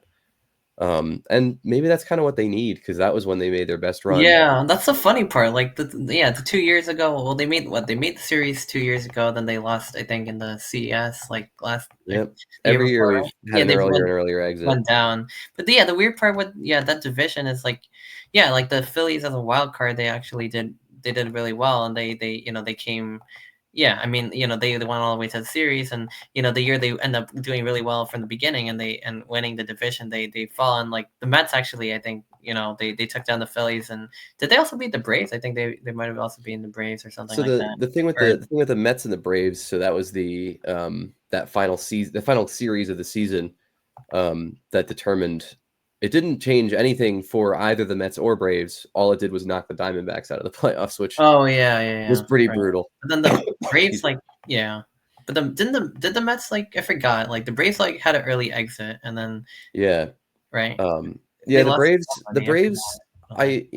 As much as rivalry, Phillies Braves, yada yada, I do feel bad for how the Braves season ended up. They were just torn to shreds by injuries. Yeah, they had a good start too. They were like sizzling, and then they fell off, and then the Mets, I guess, caught the Phillies from behind. But then the Dodgers, they beat the Phillies, but then the Dodgers beat them, I believe, in the CS, and then they ended up beating the Yankees too. So they I guess they went 2 for 2. But that Dodgers team just like pretty insane. Like the It's Yankees insane. didn't even have a chance. They had like a chance in some of the games and they kind of messed up. They let the grand slam, and then the other one, the defense was so bad that basically gave them the World Series. And I was like, Yeah. they were up like 5-0. They lost the lead. I was like, I don't even follow baseball that much, but I mean, I knew that was horrible. Like in one inning, they give up 5 runs, like Yeah. that. Like I was just like a nightmare. Like, hey, I mean, that's, and like you said, they got better. So, like, what were like their like big, like their other like their big moves that they did in the off season, like that made them that much better? Let me look really quick. Yankees 2025 depth chart, because I think I touched on a lot of them. I touched on Devin Williams, Max Fried, Cody Bellinger. There was something else. Paul Goldschmidt. It's not as big of a move, but it's something that I did forget about that one. And they've made a couple other interesting moves for relievers. They got Fernando Cruz from the Reds. They just re-signed Tim Hill today, which is, it's not crazy. But looking at this depth chart, Tim Hill's the only lefty in that bullpen right now, which I would imagine they're hoping to fix that. I don't know, though. I don't know about this Yankees team. I feel like there's still some interesting question marks, particularly third base. And I know it's been the topic of conversation since, how long has third base been an issue for the Yankees? It's been a while, between DJ, between Donaldson, between, having guys like Oswaldo Cabrera, who's currently slated to be their starting third baseman. And I think that makes the most sense. I think the Yankees are a team that, you have enough top of the line talent toward the top of your lineup. Like guys like That that. Obviously, you just got to let the kids play. Like Wells, Yeah. Dominguez, Cabrera, that's slated to be 7, 8, 9 right now. And, Right. Yeah. I think You got that's the both right being move. there. Yeah. I mean, I agree. Yeah. I don't know what to make of DJ LeMahieu anymore. Yeah. It's like all over the place, but yeah. I mean, like you said with the Talking a lot of Yanks. yeah, yeah. I mean, I guess I am like a Yankees fan, but yeah, the Dodgers, like you said, getting like Teoscar Hernandez, and then Tommy Edman they extended. I love yeah, that move for them as well. Tommy Edman came out of nowhere. I mean, he was injured most of the year, and then he shows up, gets traded to the Dodgers. I forget exactly what all the pieces of that were, but I'm pretty sure. I mean, I know for a fact that Edman was a deadline acquisition, but I can't remember what all of the specifics were of that trade. But super interesting move. I didn't know what to make of it at the time, but clearly it worked out in their favor. And now they just gave him an extension for a couple more years, and it'll be fun to see what Tommy Edman does there. right. I mean, he was the CS MVP. He's a guy that you wouldn't really think of being that kind of guy, but I guess he's one of those guys who, when the lights are their brightest, he steps up. And the Dodgers seem to have a lot of those guys. Yeah. And the Yankees didn't have those guys this last time around. Yeah. It's interesting, though, because the guys that they got, I don't know how many of them are that guy. I don't know if Bellinger is that guy. I mean, I think he was back, when the Dodgers were making the World Series 17, 18, and 20. I think Bellinger had pretty good postseasons, particularly in 17 and 18, I think. I might be totally off base on that, but I'm pretty sure that was like when Bellinger was at his peak. But I don't know if he's necessarily that guy. We saw this year Max Fried got pretty shelled by the Padres when the lights were brightest. Yeah. Devin Williams, you had the Pete Alonso game winner. That was off Devin Williams. So I don't know if many of the guys that the Yankees picked up are those guys to step up when the lights are the brightest. Maybe they are. Maybe they just weren't this time. And now that they're in the Bronx, the lights are different. You know what I mean? Like the lights are brighter in the Bronx than they are in Milwaukee or in Cody Bellinger's case in Wrigley. Because, the Cubs, man, I don't know what's going on with them. Right. There are a couple teams that just kind of confuse me. The Cubs are kind of one of them, but even more than them in the same division, the Cincinnati Reds. I don't know what's going on there. They've made some interesting little trades. They got Jose Trevino from the Yankees. Right. They got Gavin Lux from the Dodgers, so they're kind of picking from both sides there. But yeah, that's interesting. Ellie De La Cruz has been like sensational. I love him, but I mean, Ellie, he's just got to get the strikeouts down. And I mean, it happens. He's a young player. He's breaking into the league, and if he doesn't, if he can't get the strikeouts down, he has to continue this pace. You know what I mean? If he starts to falter to any significant amount, the strikeouts are going to become a problem, I think, with Ellie De La Cruz. But, for all we know, he could continue to be an absolute superstar, and the strikeouts, nobody will really bat an eye at him. And I hope for that for him. I think letting young guys like that just be who they are and go off, I think that's a lot of fun. Mm-hmm. And I don't know, the Reds have sort of constructed an interesting team around him. I don't know. One of the Reds trade partners this offseason. I kind of want to talk about the Kansas City Royals a little bit, because as much as I'm not a Kansas City fan, at least not in the NFL, I sort of I took a liking to the Royals this past baseball season, and seeing what they've done, I really think they've gotten better. I mean, they got Jonathan India, 2021 Rookie of the Year. Could be a good leadoff type guy for the Royals, and I think the Royals have a lot of guys that are defense first. They have a lot of speed, but I think they're still in the market for a particularly clutch kind of bat. I mean, they have guys like Pasquantino. They still have Salvi, but Salvi's, he's only going to get older and older. And of course, you can't talk about the Royals without talking about Bobby Witt Jr. You can't really talk about baseball without talking about Bobby Witt Jr. But I think bringing the guys back that the Royals did between Lorenzen and Waka, and then they've brought in a couple other fun pieces, Carlos Esteves, for how much he kind of disappointed Phillies fans in the playoffs. Esteves had some nice moments in the regular season, and I think adding to that Royals bullpen will be super helpful for them in trying to prove that this year wasn't a fluke, because coming off a 60 or 100 loss season in 2023, making the playoffs and then getting kind of curb stomped by the eventual World Series rep in your league, Right. I think it can be easy to see that and be like, we'll see where they are next year. But I think the fact that they've kind of kept the foot on the gas a little bit, Mm-hmm. I'd like to see them do more. I'd like to see them go out. I mean, there aren't a ton of bats left, which is kind of nice, actually. This free agency has been, I don't know. I've appreciated this year's free agency more than I think last season's. Just more happening. Even if Juan Soto did come back to the NL East, I was really, really, really, really hoping he wouldn't do that.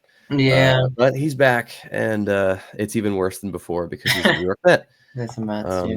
Mm-hmm. But I guess I can wrap up by swinging back around on my Phillies. Mm-hmm. I mean, I mentioned the Jesus Luzardo trade. I think that'll be fun. I'm excited to see what he can do. As far as he's said, he seems like he's feeling healthy, feeling good, and a healthy Luzardo can be pretty nasty. I think it was 2022 where he had a pretty. I'm going to double check that, but I think it was 2022 when he had a pretty solid year. And I don't know. I feel like, I don't know if there's any backing to this, but I feel like by the nature of being a left-handed pitcher at Citizens Bank Park, I feel like, I don't know, Citizens Bank it's always been a hitter's park since it's been around, but I think there's something different to being a lefty there. Whether that's good or not, who knows? We'll see. Max Kepler, Phillies got him. I still don't know what to think of that. The Phillies have seemed to really like this trend, and Dave Dombrowski, the general manager, owner, president of baseball operations, I forget what his title is. I think it's president of baseball operations. Dombrowski, he seemed to really enjoy picking up these guys who have had really good years in the past, but their most recent stuff has not been quite up to par. Luzardo's an example. Kepler's an example. Jordan Romano, Carlos Esteves, a lot of these guys we've picked up, they have, they've had good years in the past, but their recent output hasn't quite been to that level. And I don't know. I'm hoping we see the better side of guys like Jordan Romano and Max Kepler, and Jesus Luzardo. I think those are the three moves to talk about with the Phils, and I'm interested to see what happens. I think they're a third place team. I think they're a third place playoff team. Just because the Braves at full health are always going to be scary. And the fact that the Braves have found they're kind of doing the opposite thing of the Dodgers, but still getting the same result, where the Braves are just like finding these team-friendly contracts and the players are agreeing to them. It's not like they're, underpaying these guys. Like, do I think Ozzy Albies should be paid more than $8 million a year? Yes. But he seems fine with it. He plays really well. And the Braves keep winning, So they're kind of doing the opposite thing of the Dodgers, where the Dodgers are just like, here, take our money, take all this money. Yeah. Or at least, take the promise of this money that you'll get in 10 years. Right. With Ohtani's like delayed deferred contract. And they're doing it everybody. I think Teoscar got some deferred money in his deal, and they're doing it all over the place. And it's not against the rules. Dodgers aren't breaking rules. True. It's just like it's hard to watch as an NL fan. It's like without all these guys, without all these deferred contracts, Right. they just steamrolled the playoffs. Yeah. And they steamrolled the Yankees. They got that much better. And the Yankees are like also like a high money team too. Yeah. They were that much better than them, even with Soto and Judge and Garrett Cole and the rest of their pitching crew and everybody else. Like, and they seem like they only got better. Like they got Teoscar Hernandez and Blake Traden re-signed. They signed Blake Snell. Obviously, that was a big pitcher. Oh yeah. And then Roki Sasaki from Japan. So they're adding 2 pitchers and they're keeping a good pitcher. They're adding they're adding 2 good pitchers. They're keeping one. They're adding an outfielder. And then of course you have Shohei Ohtani, who's gonna pitch and hit next year. And then Freddie Freeman, like you mentioned. It's like a good team got better. It's like they're like kind of like the Chiefs of like baseball, like like whatever they do. I wasn't gonna say it. But sorry.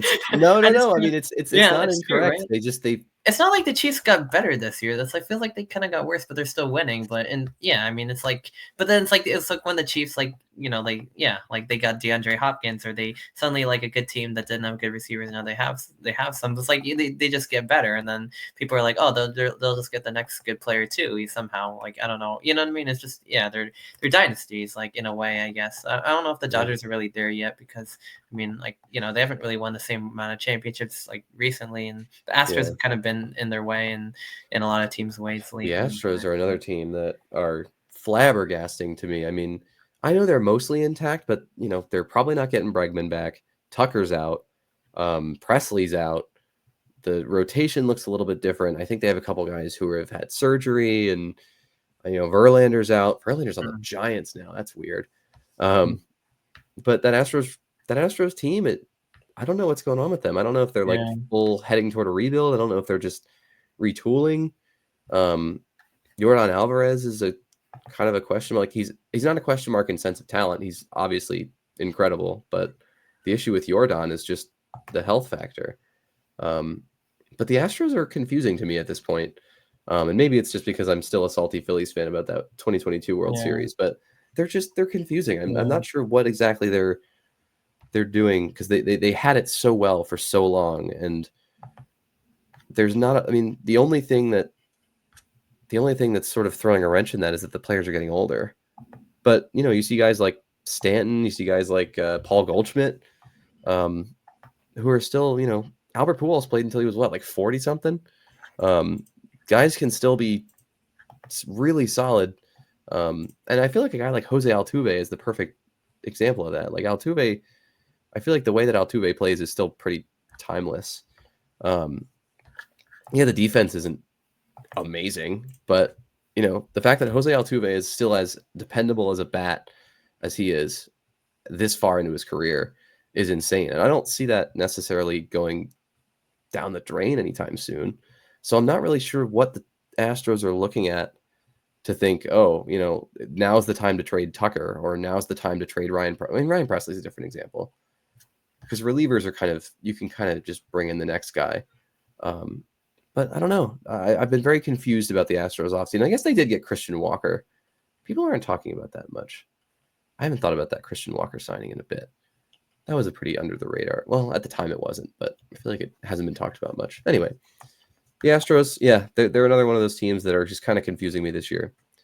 I think this is the year that they get overtaken in the division. I honestly think my hot take is the Texas Rangers win the NL West, or the AL West. Because they won the World Series like 2 years ago, right? Yeah, and And That they last year I forgot if who won the division, but yeah, like didn't they like beat the Astros in a series that year, like in 7 or something? That was an exciting one. so so that was I believe that was the CS, wasn't it? I think Astros, mm, Rangers. maybe, yeah, I think so. Um, It was like the one where the road team won every single yeah. Oh, game, right? yes, it was the CS because it was The 7 game, right? because that they first beat the Rays, and then they Yeah, beat the Orioles, and then they yeah, beat the Astros, and then they right. beat the Diamondbacks to spell Yeah. out the word road. I didn't even They yeah, did all that on the road. yeah. That Rangers team was crazy, and I mean, they still have a lot of those same pieces, and they've picked up guys like Jock Peterson. They picked up Kyle Higashioka as a backup catcher to Jonah Yeah. Heim. Like, that's Mhm. a solid backup piece, and then Yeah. the Rangers, they've Kind of picked up a couple yeah, solid guys, and I mean, they still have Semien, they still have Seager, they still have Josh Young, who's gonna be back. They still right. have Evan Carter, who's gonna be back, and he's young and talented and excellent defensively. Yeah. I think the Rangers have a team that has a lot of potential, Mhm. and I don't know what the Astros are doing. So this to me feels True. like the year where the Rangers have a shot at Ooh, maybe yeah. surpassing them. But who Maybe, knows? yeah. I mean, it could be. It could be like we had 2 years ago. Like, yeah. I feel like we've done kind of like a deep dive into this. Like, it'd be good maybe if I like had you back on closer baseball season, kind of like help out with that stuff. But if you want to just like end by like, since we talked about so many different teams, if you had like a World Series prediction, like an early Ooh. 2025 one, like what would that be?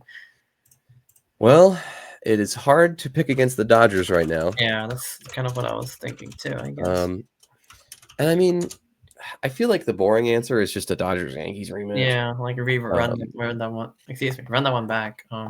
but Yeah, I don't really see anybody in the American League who is better than the Yankees. I mean, yeah.